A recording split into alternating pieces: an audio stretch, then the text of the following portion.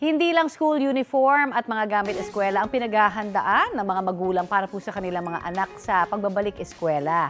Dapat din ho kasing tutukan ang kanilang baong pagkain para tiyaking masustansya. Balitang hatid ni Nico Wahe. Handa ng school uniform ng magkapatid na Timothy at Baste para sa pasukan sa Lunes. At bukod sa uniform, nakabili na rin si Mami Jenny ng lunchbox ng 2 anak. Mula pa raw noon, nagbabaon ng mga anak at hindi niya binibigyan ng pera. Siyempre, mas gusto namin lutong bahay, di ba? Hindi sa makakatipid eh. Yung safety ng mga anak mo. Yun yung pinaka-importante doon. Hindi rin basta kung ano-ano lang. Sinisiguro niya raw na healthy ang kakainin ng mga anak. Healthy, siyempre, kailangan meron kang gulay. Di ba? Meat. Kailangan may protein. Siyempre, fruits at water. Isda raw ang madalas na request ng mga anak. Hindi raw siya nagpapabao ng processed food.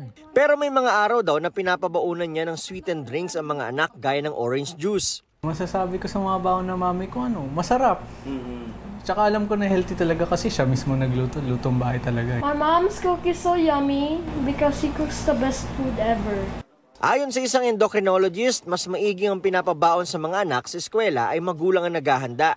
Siyempre, alam naman natin na ang isang estudyante nangangailangan ng energy pagpunta sa school. Unang-una, siyempre ang energy na kailangan, hindi lamang yung physical energy ng mga muscles, kung hindi maging yung energy ng utak. Imbes na biskwit na madalas ay may excess oil at sugar, mas maigi na raw ang tinapay. At hindi raw kailangan maging magastos. Hindi nga raw maganda ang processed foods. Ayon kay Dr. Nicodemus, isang pag-aaral din na nagsasabing mas mababang academic performance ng mga batang mahilig uminom ng sweetened drinks. Kaya kasama raw dapat sa itinuturo sa mga bata ay ang pagkain ng wasto.